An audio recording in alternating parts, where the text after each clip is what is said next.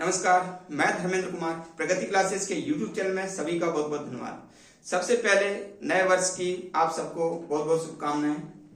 अस्वस्थता के कारण वीडियो नहीं ला पाया, समय का भी अभाव था, इसलिए नए वर्ष का ये पहला वीडियो है। और चूंकि अभी आप लोगों के लिए ढेर सारी शुभकामनाएं नए वर्ष में, क्योंकि वैकेंसी सभी खुल चुकी हैं। मध्य प्रदेश सरकार ने तहे दिल से सभी विभागों में वैकेंसी निकाल दी है, इसलिए सभी से मैं ये आग्रह करूंगा, सभी विद्यार्थी अच्छे से पढ़ाई करें, कंटिन्यूटी बनाए रखें, लगातार स्टडी बनाए रखें। और ये इस साल का ये पहला वीडियो है। और महिला पर्यवेक्षक चूंकि सबसे पहले आपकी परीक्षा है फरवरी में शेड्यूल के अनुसार, इसलिए महिला पर्यवेक्षक की ये मैं टेस्ट सीरीज लाया हूं और ये रेगुलर रहेगी। तो देख लेते हैं टेस्ट सीरीज क्रमांक 5, क्योंकि इससे पहले 4 पहले ही बन चुकी हैं। तो देख लेते हैं यूनिक ट्रिक के माध्यम से।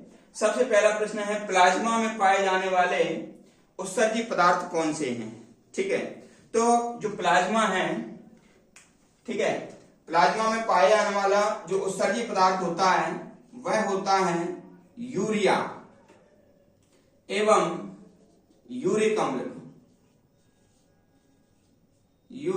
अम्ल। और मैं आपको बता देता हूं, यदि पूछा जाता है आपसे कि मानव कौन सा उत्सर्जी पदार्थ बाहर निकालता है, तो वो यूरिया बाहर निकालता है। ये प्रश्न एग्जाम की दृष्टि से प्रासंगिक है, तो इसलिए जो प्लाज्मा है वो यूरिया और यूरिक अम्ल उत्सर्जी पदार्थ वो बनाता है, लेकिन जो यूरिया है मानव यूरिया को उत्सर्जी पदार्थ के रूप में निकालता है। चूंकि मैं आपको प्लाज्मा के बारे में बता देता हूं कि प्लाज्मा रक्त का एक भाग है, ठीक है, जो कि 40 से 45% ये पाया जाता है। और मैं आपको बता देता हूं, इसका रंग जो है ना पीला सा होता है, और जो रेड होता है वो ब्लड का होता है। और ब्लड में आरबीसी होता है, डब्ल्यूबीसी होता है, हीमोग्लोबिन होता है, ठीक है। हीमोग्लोबिन के कारण ब्लड का रंग कैसा होता है? लाल होता है, ठीक है। तो ये जो पहला प्रश्न है इसमें आप ये ध्यान रख लेना इतनी चीजें, ठीक है। दूसरा प्रश्न देख लेते हैं। दूसरा प्रश्न है, मानव शरीर में रक्तचाप किस ग्रंथि द्वारा नियंत्रित होता है? देखो, रक्तचाप जो होता है ना, ब्लड प्रेशर कहते हैं उसको। तो ब्लड प्रेशर को जो नियंत्रित करने वाला शरीर में जो अंतःस्रावी ग्रंथि है उसका नाम है एड्रिनल, ठीक है। उसका नाम क्या है? एड्रिनल। ये जो एड्रिनल ग्रंथि है ये अंतःस्रावी ग्रंथि है, और यह मानव शरीर के रक्तचाप को क्या करती है? नियंत्रित करती है, ठीक है। और एड्रिनल जो ग्रंथि है संकट के समय ये सक्रिय होती है। संकट के समय ये सक्रिय होती है, ठीक है। जब आप डर जाएं, आपके रोंगटे खड़े हो जाएं, उस समय ये सक्रिय होती है। और इससे जो हार्मोन्स निकलता है उस हार्मोन्स को कहते हैं एड्रिनलिन हार्मोन्स। एड्रिनलिन हार्मोन्स कहते हैं। इससे जो हार्मोन्स निकलता है उसे कहते हैं एड्रिनलिन हार्मोन्स। और एड्रिनलिन जो हार्मोन्स है ये लड़ो या उड़ो हार्मोन्स इसे कहा जाता है। लड़ो या उड़ो हार्मोन्स कहते हैं, ठीक है। और इस ग्रंथि को लड़ो या उड़ो ग्रंथि कहा जा सकता है, यानी कि फाइट एंड फ्लाइट, ठीक है। ये काफी महत्वपूर्ण प्रश्न है। और मैं आपको बता देता हूं, चूंकि आप स्टूडेंट लाइफ में हैं, तो स्टूडेंट लाइफ में कंपटीशन के समय में ज्यादा आपको रहना नहीं चाहिए। यानी कि ये ग्रंथि हमको सिखाती है लड़ो और उड़ो, यानी कि फाइट एंड फ्लाइट। यानी कि आप मान लीजिए बहुत ज्यादा मेहनत करें एग्जाम के लिए और पोस्ट लेके चले जाएं, ये होता है फाइट एंड फ्लाइट। ज्यादा समय तक अगर इस फील्ड में रहेंगे तो आपकी बहुत ज्यादा अवहेलनाएं होंगी, बुराई होंगी, ठीक है। आपको काफी कुछ अपमान झेलना पड़ेगा, इसलिए बहुत ज्यादा मेहनत करो, लड़ो और उड़ो, फाइट एंड फ्लाइट, ठीक है। नेक्स्ट क्वेश्चन देख लेते हैं। अगला प्रश्न है हमारा, किस जंतु के जीवद्रव्य में हीमोग्लोबिन का विलय होता है? देखो क्या होता है, केंचुआ केचुआ यानी कि अर्थवर्म। केचुआ, केचुआ एक ऐसा जंतु है, इसके जीवद्रव्य में हीमोग्लोबिन का विलय होता है और बाकी जो अन्य प्राणी हैं उनका जीवद्रव्य कोशिकाओं में रहता है और जो हीमोग्लोबिन है वो रुधिर वाहिनियों में बहता है। जैसे मानव है, मानव में जो जीवद्रव्य होता है ना, वो जीवद्रव्य होता है कोशिका के अंदर और जीवद्रव्य जो है ना वो जीवन की भौतिक इकाई है। ठीक है, ये हक्सले ने कहा है कि जीवद्रव्य जीवन की भौतिक इकाई है। ठीक है, ये बात ध्यान रख लेना। तो ये केचुआ याद रख लेना और केचुआ किसान का मित्र कहा जाता है। ठीक है, और जो जीवद्रव्य है, जीवद्रव्य की खोज जो है ना, खोज की थी जुडार्जिन ने।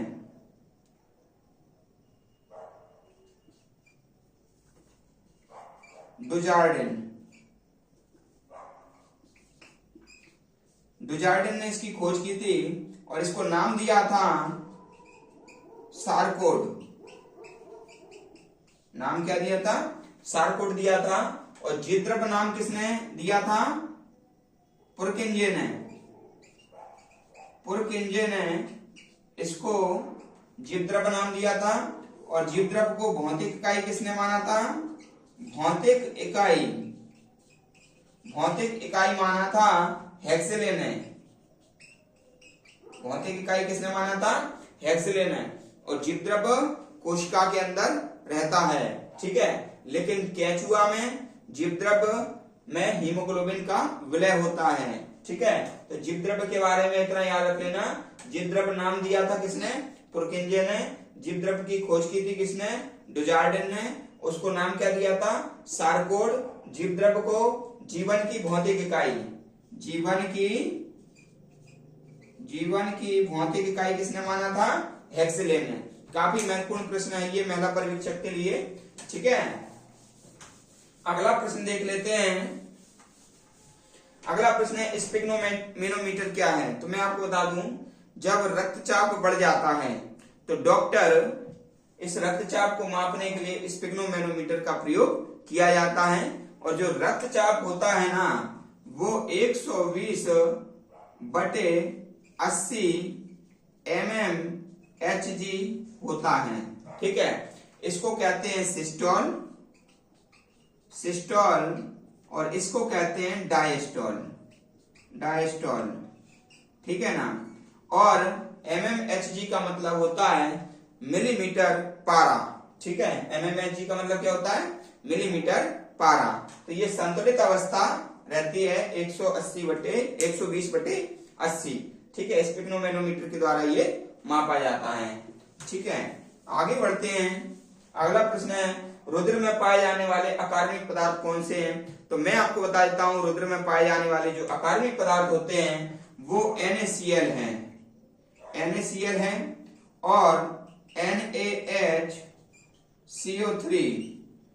तो इसको कहते हैं नमक, इसको कहते हैं सोडियम बाइकार्बोनेट। ठीक है ना। और ये है सोडियम क्लोराइड। तो सोडियम क्लोराइड और सोडियम बाइकार्बोनेट ये रुधिर में पाए जाने वाले अकार्बनिक पदार्थ हैं। ठीक है, अगला देख लेते हैं आरबीसी का आकार कैसा होता है?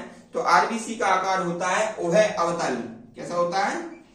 उभय अवतल होता है। आरबीसी का आकार कैसा होता है? उभय अवतल होता है। और आरबीसी जो होते हैं ना, आरबीसी इसका जो उम्र होता है 120 दिन होता है ना। और 120 दिन बाद, ठीक है, ये प्लीहा में खत्म हो जाते हैं। हमेशा ध्यान रख लेना। इसलिए प्लीहा को आरबीसी का कब्रगाह कहते हैं। कब्रगाह कहा जाता है। प्लीहा को आरबीसी का कब्रगाह कहते हैं, यानी कि मृत्यु। ठीक है, और आरबीसी का जन्म कहाँ होता है? अस्थि मज्जा में होता है। कहाँ होता है? अस्थि मज्जा में होता है। ठीक है, हड्डियों के अंदर। अगला है रुधिर में पाए जाने वाली कौन सी गैस, रुधिर में कौन सी गैस घुली होती है। ठीक है, तो मैं आपको बता देता हूं, जो रुधिर है, रुधिर में O2, CO2 और N2, nitrogen gas, carbon dioxide gas और ऑक्सीजन, ये रुधिर में घुली रहती है। ये गैस है, आप अच्छी तरह इनको याद कर लेना। ठीक है, पल्मोनरी धमनी कैसा रक्त बहता है। देखो हमेशा ध्यान रखना, एक होती है धमनी और एक होता है सिरा। ठीक है ना, धमनी में हमेशा शुद्ध रक्त बहता है और सिरा में हमेशा अशुद्ध रक्त बहता है, अशुद्ध रक्त बहता है। लेकिन यदि जब बात आ जाए कि हृदय के अंदर जो पल्मोनरी धमनी है उसमें कैसा रक्त बहता है, तो ये विपरीत बात हो जाएगी, यानी कि धमनी में शुद्ध रक्त बहता है, लेकिन पल्मोनरी यदि आ जाए तो समझ लेना उसमें अशुद्ध रक्त बहता है। तो पल्मोनरी धमनी में अशुद्ध रक्त बहता है, अशुद्ध रक्त बहता है। और यदि ये बात आ जाए कि पल्मोनरी सिरा में कैसा रक्त बहता है, तो पल्मोनरी सिरा में शुद्ध रक्त बहता है। ठीक है, हमेशा ध्यान रखना, उल्टा हो जाएगा ये। ठीक है, अगला है मानव हृदय में कितने कोष्ठ होते हैं। तो मानव हृदय में 4 कोष्ठ होते हैं, नीचे के 2 निलय होते हैं और ऊपर के 2 आलिंद होते हैं। इस प्रकार से ये मानव का हृदय होता है। ठीक है ना, इस प्रकार से मानव का ये हृदय होता है। ठीक है, तो इसमें जो 2 कोष्ठ होंगे, ठीक है ना, ये जो 2 कोष्ठ होंगे ये निलय है नीचे के, ये एक कौन से कोष्ठ है, निलय, और ऊपर के ये कोष्ठ होते हैं इसको कहते हैं आलिंद। ठीक है, निलय और आलिंद करके 2 कोष्ठ ये होते हैं, हमेशा ध्यान रख लेना। ठीक है, लेकिन मैं आपको बता देता हूं कि जो हृदय का, जैसे मान लीजिए मछली का हृदय हो, तो मछली के हृदय में 2 कोष्ठ होते हैं, और मान लीजिए जो उभयचर होते हैं जैसे मेढक, उसमें 3 कोष्ठ होते हैं। मानव के हृदय में 4 कोष्ठ होते हैं, नीचे के 2 निलय होंगे, एक ये वाला और एक ये वाला, ऊपर के 2 आलिंद होंगे, एक ये वाला और एक ये वाला। तो हमेशा ध्यान रख लेना, मानव के हृदय 4 कोष्ठीय होता है। ठीक है ना, और मछली का हृदय 2 कोष्ठीय होता है। मेढक चूंकि उभयचर है, यानी कि जल थल में दोनों में रहता है, तो उसमें 3 कोष्ठीय होता है। लेकिन जो मगरमच्छ है वह भी जल थल में रहता है, लेकिन मगरमच्छ एक अपवाद है, उसका हृदय 4 कोष्ठीय होता है, ये आप ध्यान रख लेना। ठीक है, अगला क्वेश्चन है, और ये आखिरी क्वेश्चन है आज की टेस्ट सीरीज का। ठीक है, रुधिर की उत्पत्ति भ्रूण के किस स्तर से होती है। तो मैं आपको बता देता हूं, जो रुधिर की उत्पत्ति है भ्रूण के मीजोडर्म से होती है, भ्रूण के मीजोडर्म से होती है। ठीक है ना, ये आप याद रख लेना।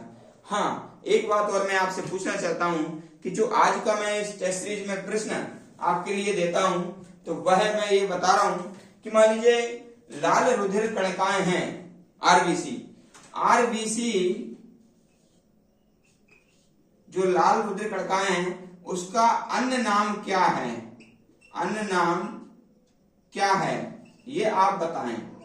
ठीक है ना, आरबीसी को और किस नाम से जाना जाता है।